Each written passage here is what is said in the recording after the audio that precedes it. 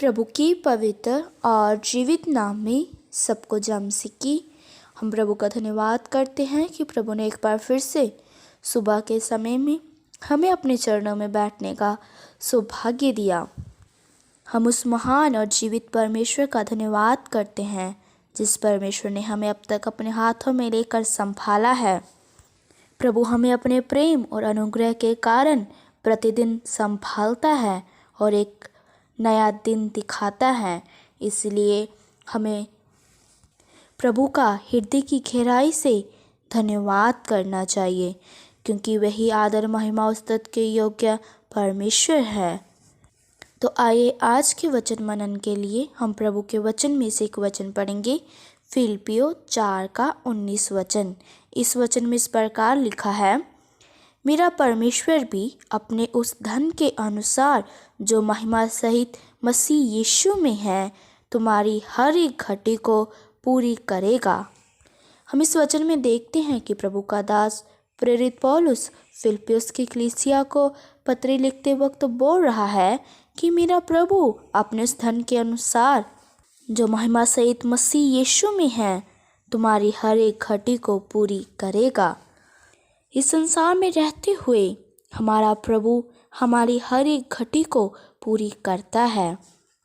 वह हमें इस संसार में रहते हुए किसी भी बात की घटी नहीं होने देता, क्योंकि वह अपने लोगों को अपने हाथों में लेकर हर परिस्थिति में संभालता है और उनकी हर आवश्यकताओं को, उनकी सब ज़रूरतों को वह समय सिर पूरा करता है। क्योंकि प्रभु अपने लोगों को किसी भी घटी में, किसी भी हानि में नहीं देख सकता, क्योंकि वह प्रेम करने वाला यहोवा परमेश्वर है।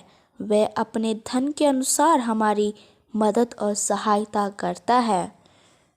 जब प्रभु हमारे सब ज़रूरतों को, हमारी सब घटी को पूरी कर रहा है, तो हमारा भी एक कर्तव्य बनता है कि हम भी हमारी मदद और सहायता करने वाले, हमें अपने हाथों में लेकर चलने वाले परमेश्वर की आज्ञाओं के अनुसार चलें और उसके सब बातों के लिए, सब कामों के लिए उसको हृदय की गहराई से धन्यवाद करें।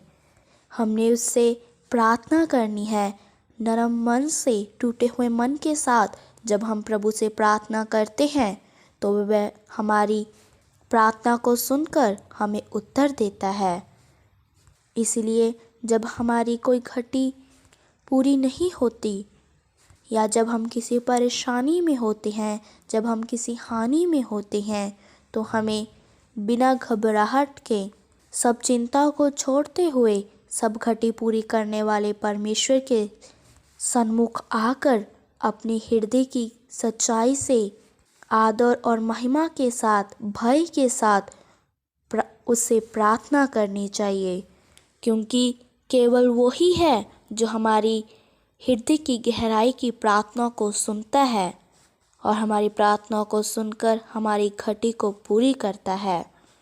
लेकिन कई लोग जब उनकी घटी पूरी हो जाती है तो परमेश्वर को भूल जाते हैं, क्योंकि वह आप स्वार्थ के लिए उस परमेश्वर पर विश्वास करके उसे प्रार्थना करते हैं और उससे शर्तें रखते हैं कि प्रभु हमारी ये मुसीबतों को दूर कर दे, हमारी बीमारियों को दूर कर दे, और भी बहुत सी बातें प्रभु के आगे रखते हैं और कहते हैं प्रभु इन सब बातों को हल कर दीजिए, और प्रभु उनकी प्रार्थना को सुनकर उत्तर भी दे देते हैं।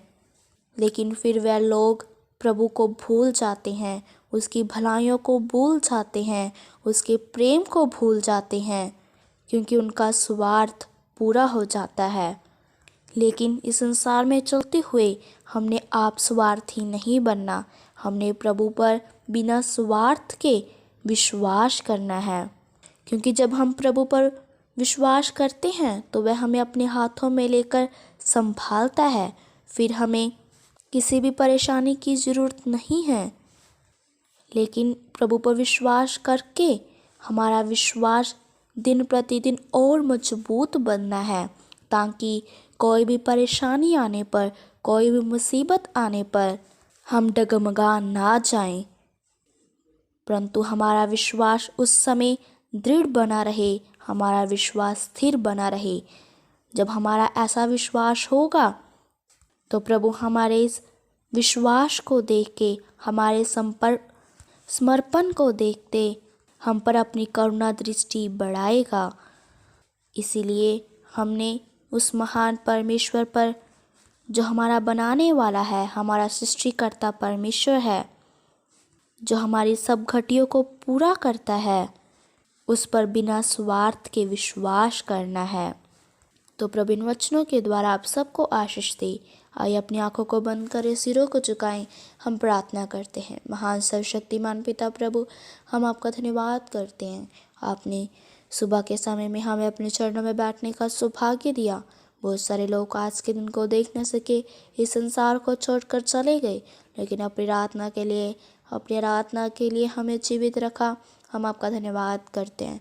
प्रभु आज के वचन के लिए हम आपका धन्यवाद करते हैं, जो आपने हमें एक सुंदर वचन खोल कर दिया। प्रभु हमारा जीवन इस वचन के अनुसार बन जाए। प्रभु हम आप पर दृढ़ विश्वास करने वाले बन जाए प्रभु, क्योंकि आप ही हमारी सब घटियों को पूरा करने की शक्ति रखते हैं। प्रभु आज का वचन एक के लिए आशीष का कारण बन जाए।